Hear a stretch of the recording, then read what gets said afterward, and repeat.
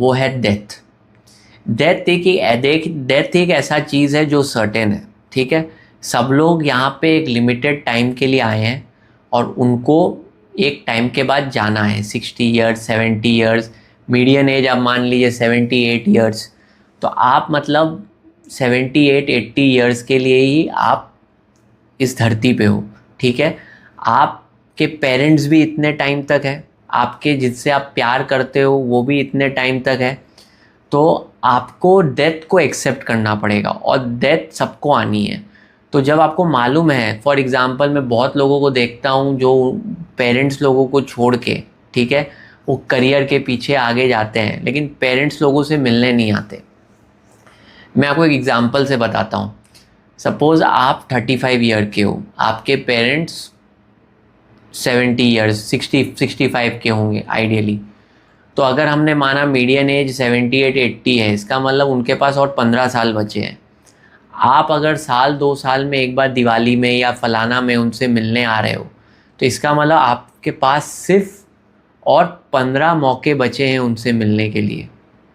आप और उनसे सिर्फ 15 बार मिल पाओगे, उसके बाद और मिल नहीं पाओगे।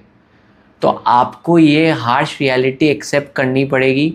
जिनसे आप बहुत प्यार करते हो उनके संग ज़्यादा समय बिता लो, स्पेशली योर पेरेंट्स। और अगर आपके बच्चे हैं तो उनके संग, क्योंकि आप लाइफ लॉन्ग उनके संग नहीं रहोगे, फिर आपको आगे जाके रिग्रेट नहीं होना चाहिए। लाइफ मेरे हिसाब से क्या है ना, आपको बैलेंस्ड अप्रोच रखना पड़ेगा।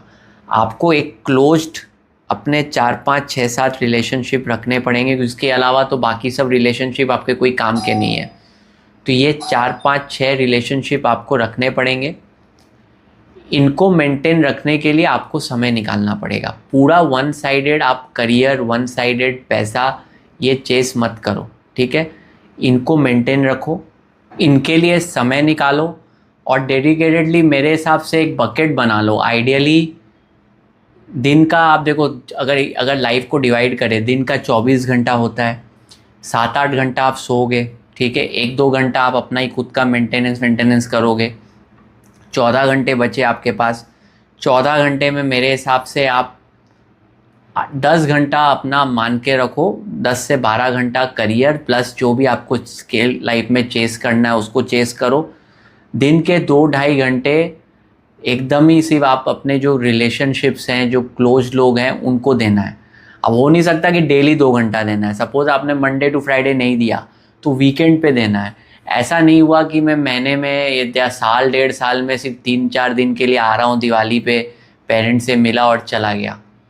ऐसा मत करिए, क्योंकि आपको मैं पहले ही बोला लाइफ में टाइम सबका नहीं है। बहुत लोगों को रिग्रेट होता है जब उनके पेरेंट्स चले जाते हैं या फिर उनके क्लोज्ड वन चले जाते हैं। जिनसे भी आप प्यार करते हो, जिनसे भी आप अटैच हो चुके हो डीपली, ठीक है, वो गिने चुने 4-5 लोग ही होंगे। उनके लिए समय निकालो, ठीक है, उनको पूरा टाइम दो।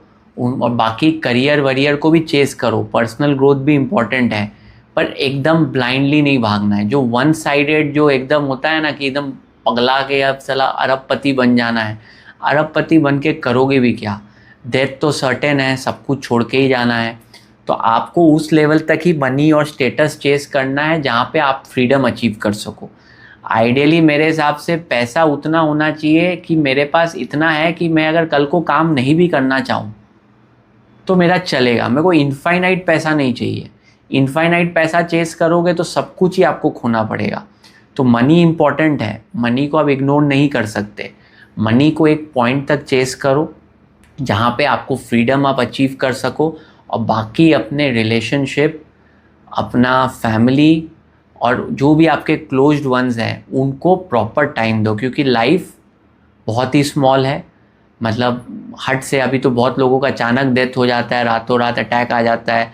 अभी मेरे बिल्डिंग में ही एक जन थे, उनके फादर रात को ठीक थे, सुबह उठे ही नहीं।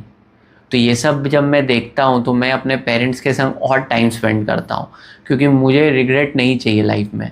तो यही फ़िलॉसफी मैं आपको बोलता हूँ कि मैं अपना पर्सनल ग्रोथ भी देखता हूँ, पर पेरेंट्स लोगों के संग भी टाइम स्पेंड करता हूँ। और मेरे गिने चुने क्लोज लोग हैं, उनको भी मैं वीकेंड पे या अगर आपको ये वीडियो को पूरा देखना है तो लिंक डिस्क्रिप्शन में है, और बाकी अगर ऐसे वीडियोस देखने हैं तो मेरे मेन चैनल को सब्सक्राइब कर लीजिए, उसका लिंक भी आपको डिस्क्रिप्शन में मिलेगा। होपफुली आपको मज़ा आया। Thanks for watching.